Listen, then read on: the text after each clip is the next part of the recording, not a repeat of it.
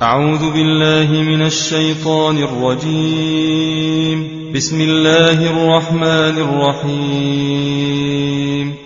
يوم لا ينفع مال ولا بنون إلا من أتى الله بقلب سليم.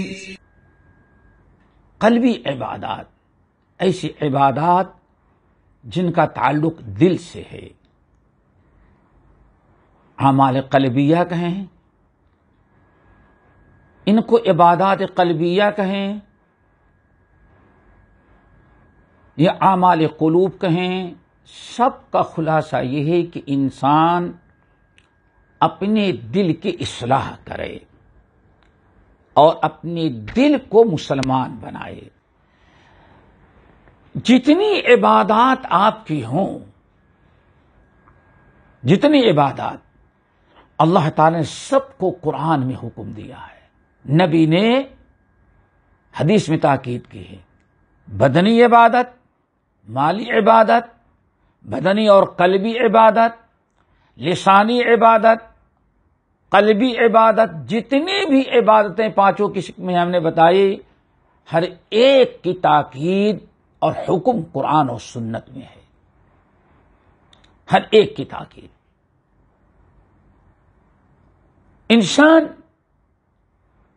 مکلف ہے، جسے روزے نماز زکوٰۃ کا مکلف ہے، ویسے اپنی قلبی عبادت کا بھی انسان مکلف ہے. یہ جتنی عبادات ہیں، ان تمام عبادات کی قبولیت کا، اجر و ثواب کا دار و مدار اسی قلبی عبادت پر ہے. تو ضرورت ہے اس بات کو سمجھنے کی کہ جتنی بھی قولی، بدنی، مالی، جتنی بھی لسانی، جتنی بھی عبادتیں انسان کرتا ہے، ان تمام عبادات کے قبولیت کا دار و مدار اللہ رب العالمین کے ہاں قلبی عبادت دل کے عمل پر موقوف ہے.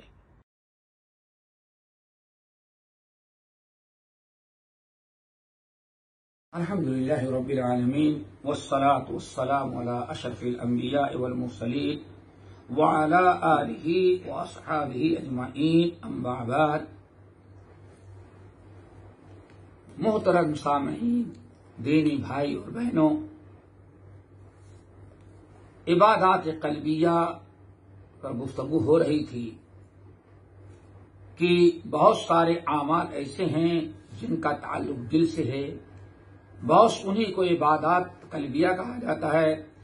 دل کی بہت ساری عبادتیں ہیں جن کا تعلق صرف دل ہی سے ہے، لیکن وہ قلبی عبادات اور قلبی اعمال اتنے اہم ہوتے ہیں کہ تمام ظاہری اعمال اور عبادت و طاعات کا دار و مدار انہی پر ہوتا ہے. اس سلسلے میں 6 اعمال کا تذکرہ کیا. آج ہم آپ کے سامنے 7واں عمل اور 7ویں عبادت قلبیہ کا تذکرہ کریں گے. اہم ترین جو عبادات ہیں، قلبیہ عبادت، دل کی جو عبادات اور دل کے جو اعمال ہیں، دوستو ان میں سے ایک بہت بڑی عبادت ہے ورع. واو، را اور عین، ورع. یہ بہترین قسم کی عبادت ہے.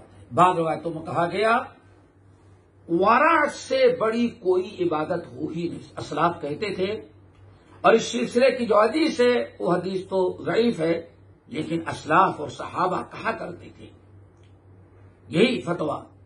اور بہت ساری روایات ہیں کہ ورع سے بڑی کوئی عبادت نہیں ہو سکتی. اب آئیں ورع کا پہلے مطلب سمجھیں. واو، را اور عین، ورع. ورع کہتے ہیں وہ ایمانی قوت مومن کے دل میں وہ ایمانی قوت اور اللہ تعالی کا جاہ و جلال، خوف اور عظمت اور ہیبت اللہ تعالیٰ کی اتنی زیادہ ہو کہ انسان کو اللہ کی نافرمانی کرنے سے روک دے. ورع مومن کے دل میں ایسی ایمانی قوت، ایسی طاقت، اللہ کا اس قدر جلال، اللہ تعالی کی عظمت و ہیبت، تقوی، ادب اس قدر غالب ہو کہ اللہ تعالی کی ہر ناپسندیدہ چیز کو چھوڑنے پر آمادہ کر دے. اللہ تعالی کی نافرمانی سے اسے نفرت پیدا ہو جائے. اور اسی کا ہمارے اردو میں بہت سارے لوگوں نے ترجمہ کیا پرہیزگاری. ورع یعنی پرہیزگاری. یہ ورع اللہ رب العالمین کے ہاں بڑا اونچا مقام مرتبہ. حدیث کے اندر آتا ہے، حذیفہ ابن الیمان رضی اللہ تعالیٰ عنہ کی حدیث، کہتے اللہ رسول نے ارشاد فرمایا، فضل فی العبادت خیر، فضل فی علم خیر من فضل العبادت. اے لوگو، نفلی علم حاصل کرنا نفلی عبادت سے بہتر ہے، اور سب سے بہترین عمل تمہارا ورع ہے. ورع ہے. ورع کا مطلب آپ نے سمجھ لیا. بعض اہل علم نے ورع کی 3 قسمیں بیان کی. پہلے سمجھیں، ورع کی 3 قسمیں، 3 درجات اور 3 مراتب بیان کیے جاتے ہیں. نمبر 1، انسان سب سے چھوٹا درجہ جو ورع کا ہے وہ یہ کہ انسان اپنے آپ کو منکرات اور محرمات اور ایسی برائیوں سے بچائے. اللہ تعالی کی عظمت، اللہ تعالی کی ہیبت، اللہ تعالی کے خوف کی وجہ سے انسان اپنے آپ کو ایسے گناہوں، ایسے منکرات و محرمات، ایسے گناہ اور ایسی برائیوں سے بچائے جن گناہوں اور برائیوں کی بنا پر انسان فسق و فجور کا مرتکب ہوتا ہے اور لوگوں کی نگاہ میں فاسق اور فاجر بن جاتا ہے، اور لوگوں کی نگاہوں میں اپنے کردار سے اتنا گر جاتا ہے کہ اگر کہیں گواہی دے تو اس کی کوئی ویلو، کوئی عزت ہوتی نہیں. یہ سب سے ادنا درجہ ورع کا ہے. یعنی انسان اپنے آپ کو گناہوں، اپنے آپ کو ایسے گناہوں، ایسے برائیوں اور ایسے منکرات اور محرمات سے بچائے کہ جن کے کرنے سے انسان لوگوں کی نگاہ میں گر جاتا ہے، شرعاً فاسق اور فاجر ہوتا ہے، معاشرے میں دینی اعتبار سے اس کی کوئی ویلو نہیں ہوتی، اگر کہیں کسی چیز میں گواہی دے تو اس کی گواہی بھی قبول نہ کی جائے. یہ ورع کا ایک پہلا درجہ ہے. نمبر 2، انسان اپنے آپ کو منکرات، محرمات، بڑے بڑے گناہوں سے بھی بچائے جس کا پہلے بیان ہوا، اور بڑے بڑے گناہوں کے ساتھ ساتھ انسان اپنے آپ کو ہر ایسے عمل سے بچائے جو شکوک و شبہات کے ہوتے ہیں. غور کریں، ہر ایسے عمل سے بچائیں جس میں جن کے کرنے، جن کے حلال اور حرام ہونے کے شبہات ہیں. کچھ کہتا ہے جائز ہے، کچھ کہتے ہیں جائز ہے، کچھ کہتے ہیں ناجائز ہے، ان کے حلال اور حرام ہونے کی کوئی واضح دلیل نہیں. شکوک اور شبہات ہیں، شک شبہ والی چیزیں ہیں، اور ایسی بہت ساری چیزیں ہیں عمل کے لیے، کھانے پینے میں، پہننے میں، آنے جانے میں، ایسی بہت ساری چیزیں جو شکوک و شبہات کی ہیں.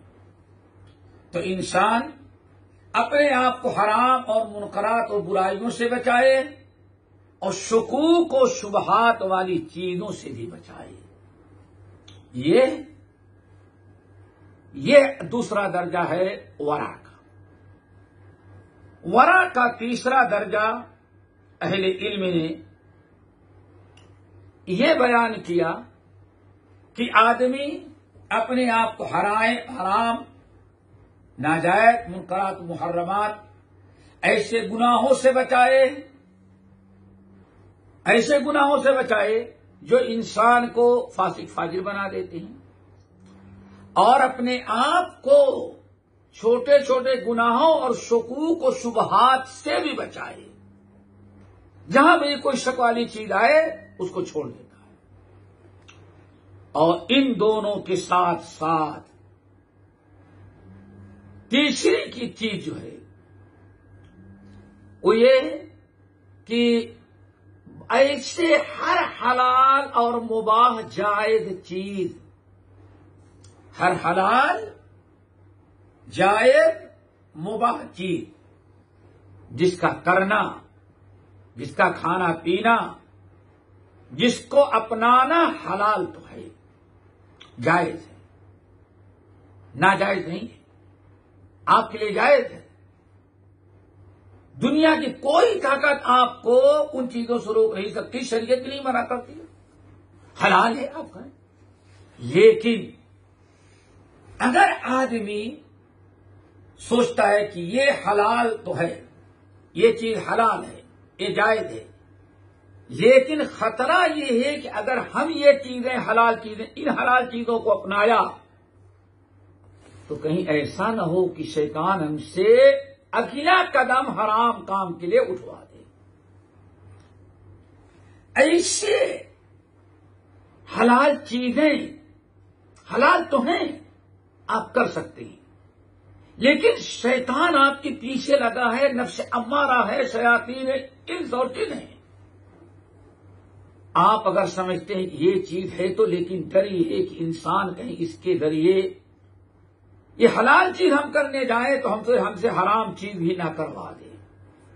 تو حرام چیز سے بچنے کے لیے اپنے آپ کو حرام چیزوں سے بچانے کے لیے وہ ساری حلال چیزیں چھوڑ دے، جائز چیزیں چھوڑ دے. ہیں تو حلال جو حرام چیز کا ذریعہ بن سکتی ہے. شیطان ہمیں ان حلال کاموں کے ذریعے کسی برائی میں مبتلا کر سکتا ہے.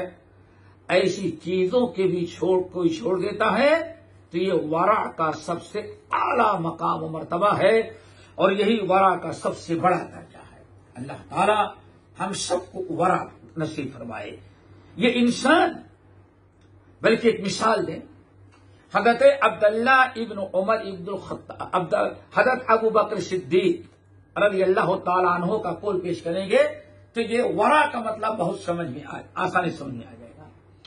حضرت ابو بکر صدیق رضی اللہ تعالیٰ عنہ کہتے ہیں کہ ہم لوگ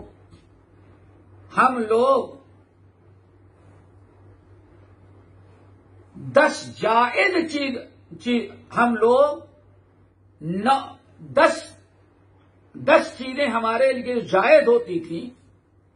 کہتے ہیں 10 چیزوں میں سے 9 چیزیں ہم لوگ کبھی چھوڑ دیتے تھے اس بنا پر تھا کہ ہمارا دین سلامت رہے. ذرا سوچو، کہتے ہیں 10 چیزیں ہمارے سامنے حلال کی ہوتی، لیکن ہم لوگوں کو ڈر تھا کہیں یہ اگر ہم کریں تو کہیں شیطان ہم سے غلط کام نہ کروا دیں. کہتے ہیں ہم لوگ اپنی دین کی حفاظت کے لیے 9 حصے چھوڑ دیں گے، حلال کے 9 حصے ہم چھوڑ دیں گے تاکہ ہمارا دین محفوظ رہے. اگر نہ سمجھ میں آئے تو ایک مثال آپ کو دیتے ہیں. آپ الحمدللہ اللہ نے آپ کو کے لیے حلال کیا ہے. آپ گھومیں ٹہلیں، کسی بھی سپر مارکیٹ میں جائیں، کسی بھی شاپنگ مال میں جائیں، کسی بھی روڈ پر جائیں، کسی بھی محفل میں جائیں، آپ کے لیے جائز ہے. لیکن اگر آپ سوچتے ہیں کہ فلاں جگہ جانا تو حلال ہے، ہم جا سکتے ہیں، لیکن وہاں جائیں تو اتنے منکرات، اتنی برائیاں، کہیں ایسا نہ ہو کہ وہاں جانے پر شیطان ہماری کوشش کے باوجود بھی ہم سے کوئی گناہ سرزد کروا دے، ہماری نگاہوں کا گناہ، آنکھوں سے برائی کروا دے، کان کا گناہ کروا دے، دل کا گناہ کروا دے. تو ایسی جگہوں پر ایسے کام کو چھوڑ دینا، یہ اصل میں ورع ہے. ورع کی بڑی تاکید ہے، ورع کی بڑی تاکید ہے. ام المومنین عائشہ رضی اللہ تعالی عنہا کہتی ہیں کہ نبی علیہ السلام نے ارشاد فرمایا، اے لوگ، ان اللہ عز وجل قد اوحى الی، لوگوں ابھی ابھی اللہ تعالی نے ہمارے اوپر وحی نازل کی. اللہ اکبر، ذرا ورع کا مقام سمجھے. ابھی ابھی اللہ تعالی نے ہمارے اوپر وحی نازل کی، اور وہ کیا نازل کی؟ 4 باتوں کی. اب وہ 4 باتیں سنیں، بڑی اہم 4 باتوں کی بھی وہی بھیجی ہے، اور 4 باتوں کی تعلیم کی ہے، تعلیم دی. نمبر 1، انہ من سلک مسلکا یطلب فیہ علما سہلت لہ طریقا الی الجنہ. حدیث قدسی، حدیث قدسی، حدیث قدسی ہے. دیکھیں، اللہ تعالیٰ وہی بھیج رہے کہ اے محمد صلی اللہ علیہ وسلم، من سلک مسلکا، آپ کا جو امتی، من سلک مسلکا، آپ کا جو امتی علم حاصل کرنے کے لیے نکلے گا تو ہم اس کے لیے جنت کے راستے آسان کر دیں. یہ حدیث قدسی. نمبر 2، ومن سلکت کریمتیہ اصبتہ علیہا الجنہ، علیہ جنہ. اگر آپ کے کسی امتی کی دونوں محبوب آنکھیں ہم چھین لیں گے اور اس صبر کیا تو ہم اس کا بدلہ جنت دیں گے، اس پر جنت کو واجب کر دیں گے، اس کے صبر کا بدلہ جنت ہوگا. نمبر 3، فضل فی علم خیر من فضل فی عبادت. انسان نفلی عبادت سے اگر کرتا ہے تو نفلی عبادت سے بڑی عبادت نفلی علم حاصل کرنا ہے. فضل فی علم خیر من فضل فی عبادت. نفلی عبادت سے بہتر نفلی علم ہے. نمبر 4، آخری چیز، حدیث قدسی، وَمِلَاكُ الدِّينِ الْوَرْعَ، دین کا سارا دار و مدار ورع پر ہے. یعنی انسان جو اسلام ہم لے کر کے آئے، جو شریعت لے کر کے آئے، اللہ نے میرے جن امتیوں کو، اپنے جن بندوں کو دین اسلام دیا ہے، دین اسلام کا دار و مدار ورع پر ہے. اگر انسان کے اندر ورع ہے تو ورع ہی کی وجہ سے انسان کا دین، ایمان، اخلاق سب محفوظ ہے.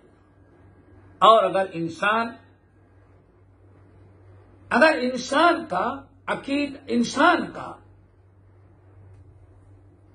انسان کے دل میں ورع نہیں ہے تو انسان کتنے بھی بڑے عمل کرے گا، انسان کبھی دین پر قائم نہیں رہ سکتا. وَمِلَاكُ الدِّينِ الْوَرْعَ، دین کا سارا دار و مدار ورع پر ہے. انسان کے دل میں اگر ورع ہے تو انسان تمام اچھی طرح سے پوری شریعت کی پابندی کرے گا. دیکھیں، اللہ اکبر، نبی علیہ السلام نے، اللہ تعالیٰ نے یا نبی علیہ السلام نے اس حدیث قدسی میں اللہ تعالیٰ کی 4 نصیحتیں امت کو پہنچائی ہیں. نمبر 1، جو علم حاصل کرنا چاہتا ہے علم حاصل کرے گا، نکلے گا اپنے گھر سے تو یہ علم کے راستے آسان۔ نمبر 2، انسان نفلی علم سے بہتر نفلی عبادت ہے۔ نمبر 3، جس کی آنکھیں ہم چھین لیتے ہیں اللہ فرماتے اس کے بدلے اس کو جنت دیتے ہیں۔ چوتھی چیز، وَمِلَاكُ الدِّينِ الْوَرْعَ، دین اسلام کا سارا دار و مدار اللہ رب العالمین نے ورع پر رکھا ہے۔ دوستو اگر ورع نہیں تو انسان کبھی دین پر قائم نہیں رہ سکتا۔ دین پر قائم رہنے کے لیے ورع کا ہونا ضروری ہے۔ اسی لیے اللہ کے رسول نے فرمایا یہ عبادت قلبی جو ہے ملاک الدین الورع، دین کا دار و مدار ورع پر ہے۔ تقوی، پرہیزگاری، دین کی حفاظت، فتنے فساد، ہر چیز سے محفوظ کب رہے گا انسان؟ دین پر کب قائم ہوگا؟ جبکہ انسان ورع اپنا اندر پیدا کرے۔ اسی لیے دوستو ورع کی بڑی تاکید پیدا کی گئی، وضاحت کی گئی اور ورع کا تاکیدی حکم دیا گیا تاکہ انسان ورع پر قائم رہے اور اس کا دین محفوظ رہے۔ اللہ ہم سب کو عمل کی توفیق نصیب فرمائے اور سب کو ورع نصیب فرمائے۔ اقول قولی ھذا واستغفر اللہ من کل ذنب واتوب الیہ۔